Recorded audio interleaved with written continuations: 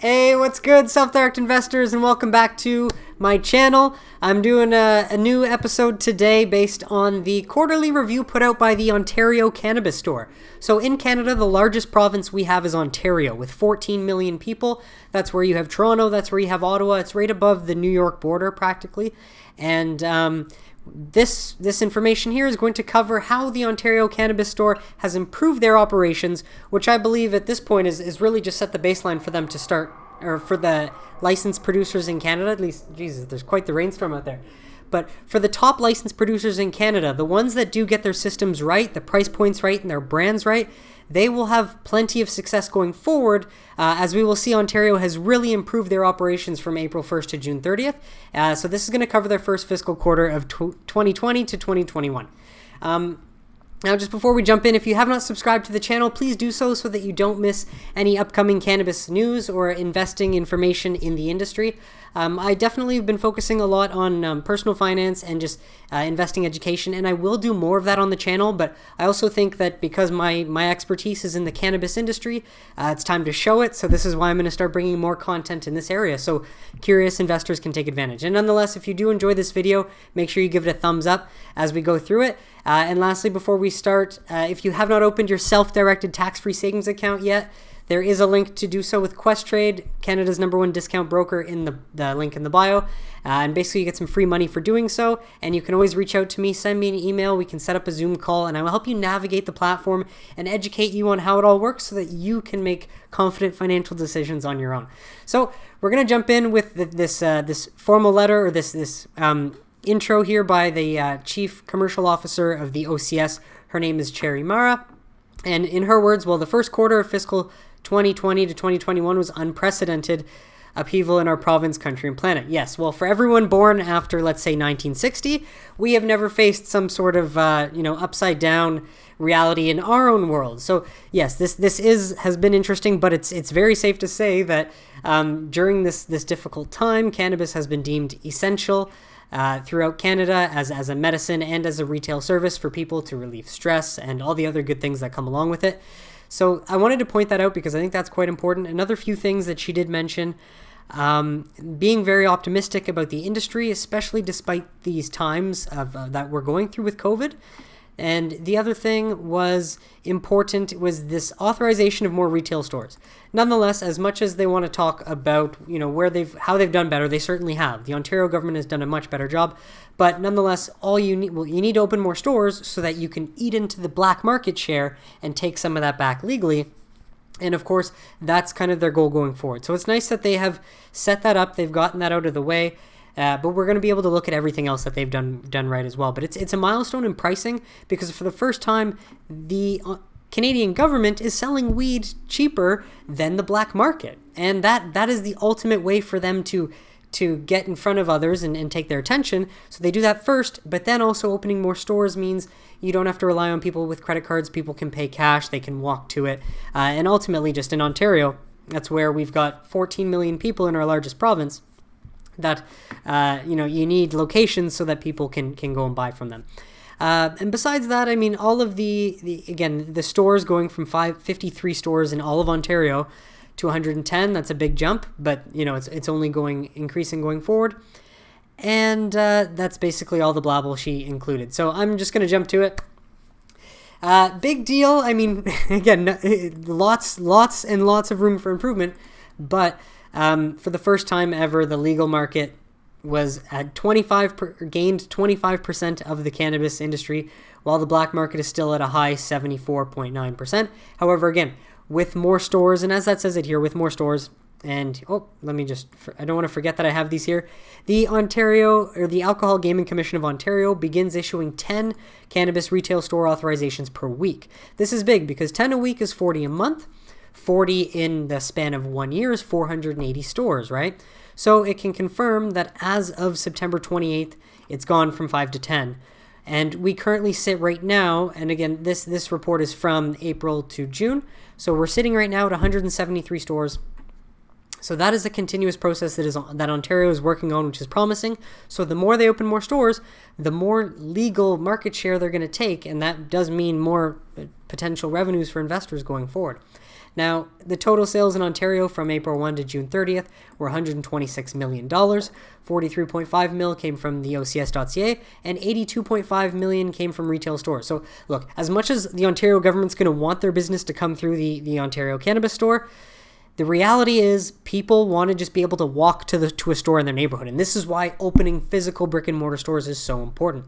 The other thing I did want to mention is just that in the Ontario model, it's either the licensed producer sells their cannabis to the OCS, the Ontario Cannabis Store, and you buy it from them. So that's one person that has to take a small cut of profit and then sell it to you.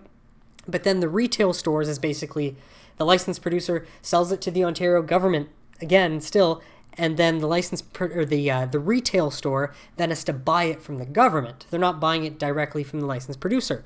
So that is why these prices will actually be slightly more expensive, which is nice that the OCS can undercut it. But as you can see with volumes, people just want to be able to go to the store. They don't necessarily want to use their credit card if they travel to the States often. There are many different circumstances, but that's something to consider. And total grams sold were 14 million, which is a fantastic amount. But again, more through the stores because that's where the revenue is coming in. But it's safe to say that in the history of the cannabis industry, we have never had as many stores open in Ontario as we do today. But to compare this to Alberta, a province of 4 million people, they have 515 stores open.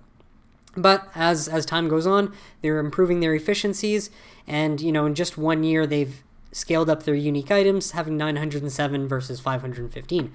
And the average grams per order has jumped for the first time back into double digits, but up to 12 from 9 grams. So it means people are purchasing bigger amounts when they do so. Now, Ontario should have always been at the top of this list because they have the most population, but closely behind them is Alberta and Quebec. This is the collective monthly retail cannabis sales across all provinces and territories. So nonetheless, these numbers will continue to rise, and as more stores open, the two stores that need it the most, Quebec and Ontario, that is going to help tremendously. And Ontario's share of national recreational sales, interestingly enough, in this time period, Alberta sold more than Ontario. I don't think this will ever happen again, probably because Ontario is just opening store after store. Now, of course, if Alberta is continuously opening stores as well, then it's possible they will be ahead of Ontario, but this just goes to show how important that number of physical locations is to really taking money out of the black market. And they did see a customer sentiment improve by 33%, which is a good increase. Obviously, you want happy customers that are going to return. And number of price reductions, 558, which is quite good. But this sales data is huge because it tells us a few things. All of these companies, Canopy, Aurora, and Aphria, were thinking, okay, what are we going to get into? How can we dominate? And Canopy decided to go with beverages, right? Aphria decided to go with the vapes. And I think it was Aurora that was really going to go big on the edibles. But what we can see from these actual sales numbers is that people wanted dried flower. That sold the most by far. And then second was vapes. So, take your shots, make your picks. Aphria underratedly picked the vape market, and that's something that's going to help them tremendously in their upcoming earnings as well. And again, I'm an Aphria shareholder. If you've watched any of my other videos, this is the one company I'm betting on in Canada. But this makes me feel so good about that investment because dried flower, vapes, and then pre-rolls is the third most, because again, it's flower in the form where you can just smoke it like that. You don't have to do any work. You don't have to roll the cannabis. You don't have to grind it up. But nonetheless, market share has increased marginally to 25%, a little bit over. So as more stores are opened, these numbers are just going to increase. But it's very nice to see that dried flower, vapes, and pre-rolls, oils, and edibles, this is where most of the money's being made. So the companies that have done the best to establish themselves in these areas are going to continue making the most. And unfortunately, beverages, seeds, and topicals, not that they're going to go anywhere, but Canopy betting so big on beverages, this is not a good thing to see for them. And the sales velocity, a big thing of it is just they want cannabis that's going to get them stoned.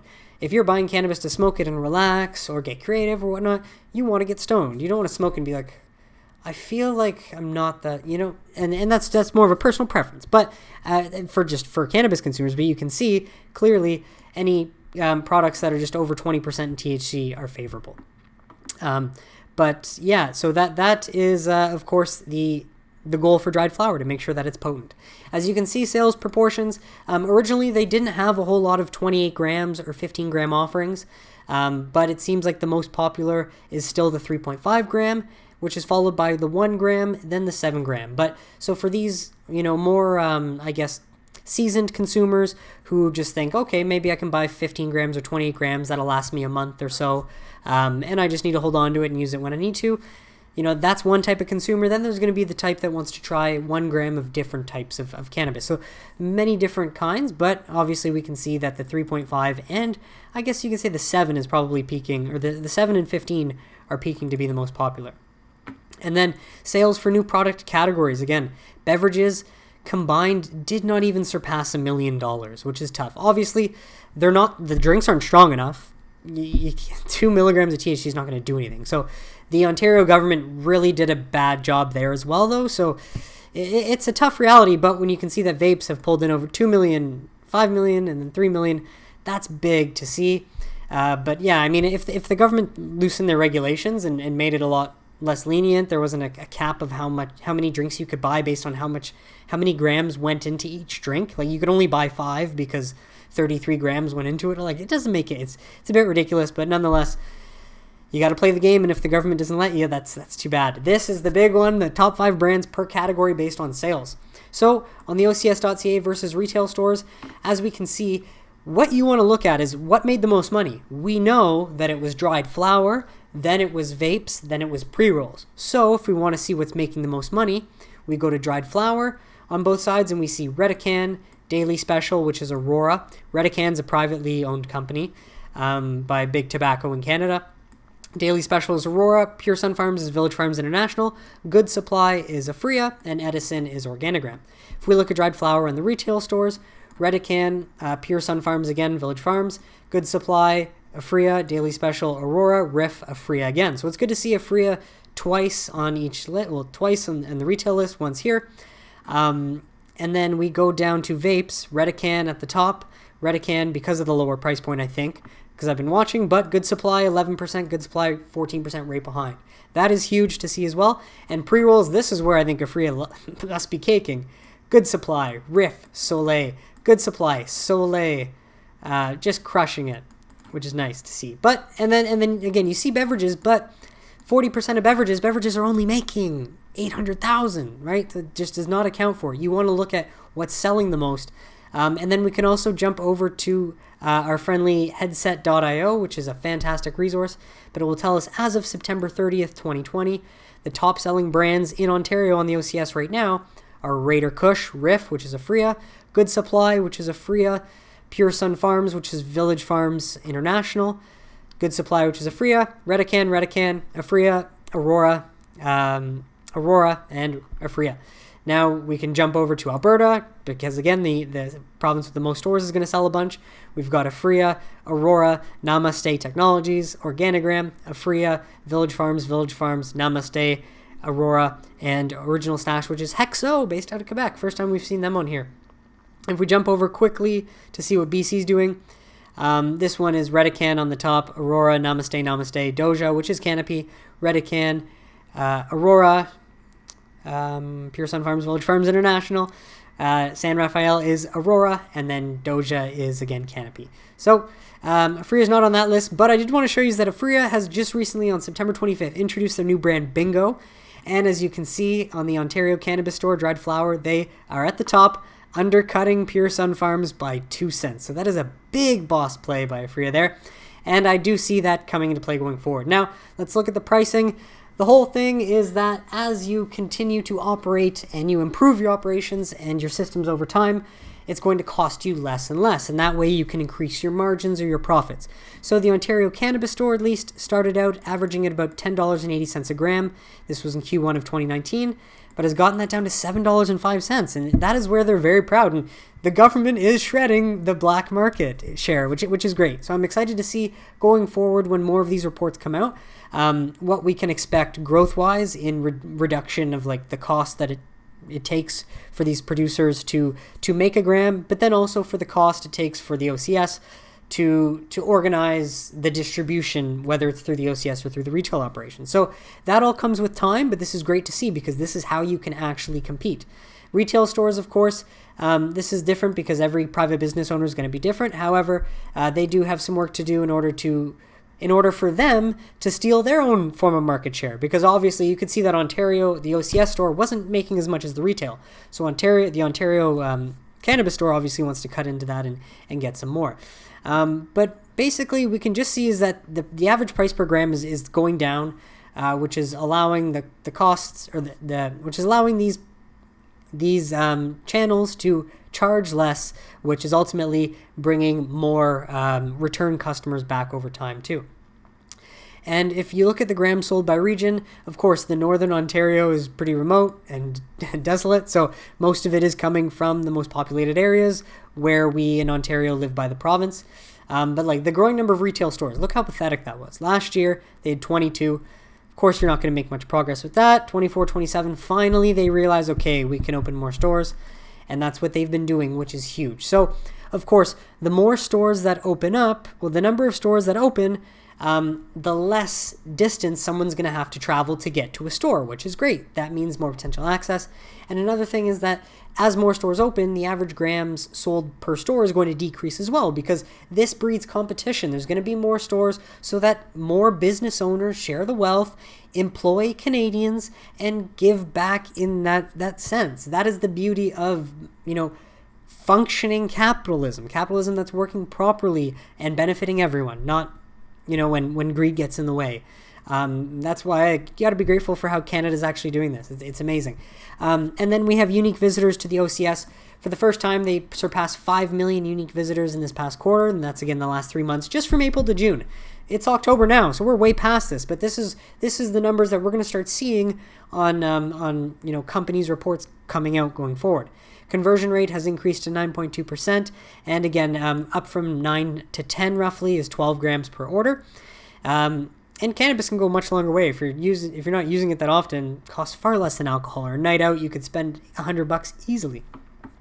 Number of transactions literally doubled for the first time. So we saw an increase 240 to 480 plus 10,000, 490,000, almost 500,000 transactions on the site alone. And growth versus new returning customers. A big portion of this is how they have improved the distribution and the delivery. So when you order versus when you actually get it is like 2 days now, which has been a big help for that as well. And population served by express shipping. People want to pay to get their bud faster. But the main quality is, again, consumers want higher potent products so that they can actually, test these different experiences. That's what's going to bring more return customers. But also a big thing is the quality. When the Ontario Cannabis store, when there's not a lot of stores, they're just hogging this inventory in their own facility and they're not getting it out there. And that means you're buying product that could literally have been sitting on the shelf for 6 months. And you don't want that.